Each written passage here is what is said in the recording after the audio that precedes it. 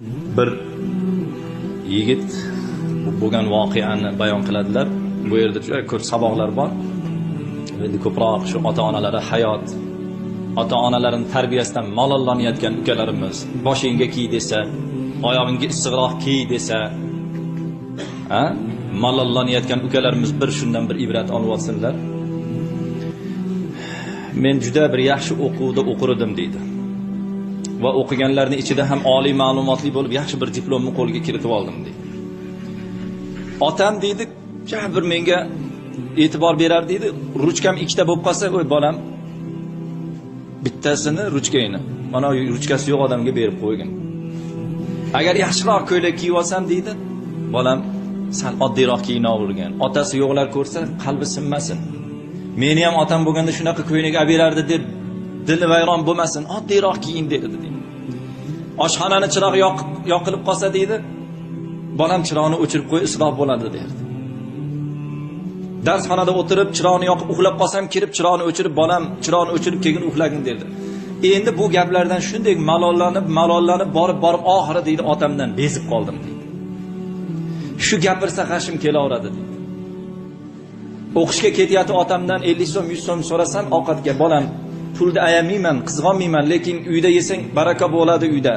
Ko'chadagi ovqat xalqimni buzib qo'yadi. Uyga kelsang birga ovqatlanamiz deb pul bermasa deydi, g'ashim keladi deydi. Hatto oxiri deydi, shu qachon o'larkin deb qoldim deydi.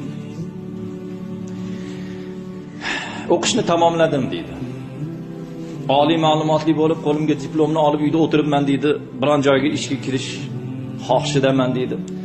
Bu istagimni sezib qoldida otam deydi, bir yaxshi joylarni, ish joylarini deydi, manzillarini menga olib keldida deydi. Bolam mana shu joylarga deydi, rezyume topshirgan. Zora ajab emas, o'sha joylardan biriga kirib qolsang deb deydi. Keyin bir yaxshi deydi, bir ishxona bor ekan deydi, juda obro'li deydi. Shu yerga deydi, tavakkal qilib yozdim deydi. So'ng menga deydi qo'ng'iroq bo'ldida, siz bilan deydi beseda qilamiz, muloqot yurgizamiz, falon kuni falon soatga keling dedi deydi.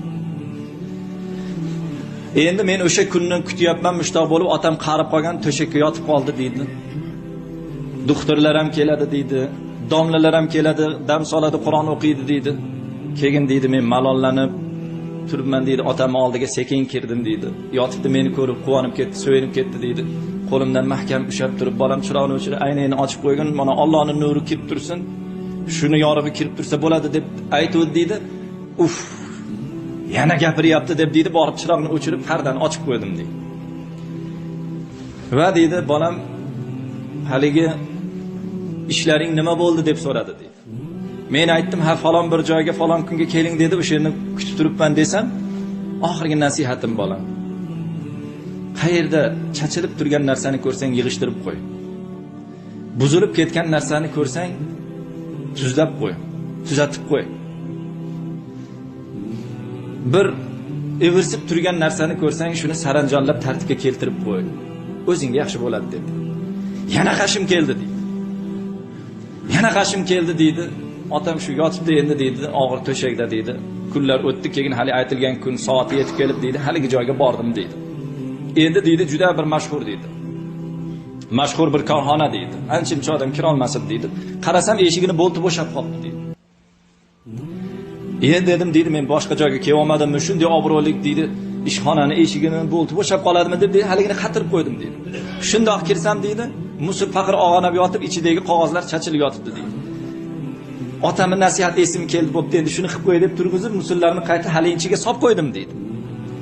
Keyin deydi, qarasam aynaklar ochiq deydi, chiroqlar yoqib turibdi deydi, chiroqlarni o'chirdim deydi. Eshiklar ochiq yotdi, eshiklarni yopib qo'ydim deydi. Sekin kirsam deydi, menga o'xshagan deydi bir 10-15 ta o'sha rezyume topshirganlar o'tiribdi ekan deydi, hammasi bilan o'tirdi deydi, bir chekadan hammasidan deydi muloqot qildi deydi. Fikr almashilgandan keyin deydi, menga navbat yetib keldi deydi, yig'ilish tugadi deydi, turib chiqib ketdik deydi. Obbo dedi, menga dedi, bir savol ham bergan yo'q, mendan hech narsa so'ramadi, endi meni olmabdi-da deb sekin eshikka chiqib ketyapsan. Siz o'tirib turing dedi. Deb o'tirdim deydi. Hamma chiqib ketdi deydi. Ishxonaning rahbari menga qarab deydi, biz deydi, bu mas'uliyatli ishga tadbirkor, tejamkor, e'tiborlik, ziyrak, tarbiya ko'rgan, o'zini ishini ustasi bo'lgan bir ishchini izlab yuruvdik. Hamma yoqqa kamera qo'yib qo'yganmiz. Bironta kelgan, bugun shu kelgan ishlayman degan ishga talab qilib kelganlarning birontasi deydi, e'tibor bermadi. Siz deydi eshiklarni tuzatib, musullarni bir chekalab, eshiklarni yopib, chiroqlarni o'chirib, shunaqa bir chiroyli holatda kirdingiz, siz ishga qabul qilindingiz dedi deydi. Haligi joyda otamning gapini eslab, alhamdulillah deb shosha-pisha endi borib shu xursandchilikni otamga yetkazib qo'y. Qachondan kelsam bo'ladi? Falon kundan keling dedi. Yurib deydi, uyga chopib kelyapman deydi. Bir 50 metr qoldi deydi. Shundoq qarasam darvozamiz ochiq deydi. 5-10 ta odam to'planib qolgan deydi. Kirsam chiroqni o'chirib olam. Eshikni yopib yurib olam. Musullarni yig'ishtirib yurib olam degan otam o'tib ketgan ekan. Afsus, yangi ishga joylashganini ayta olmadi. Meni kechiring ota. Meni kechiring ota.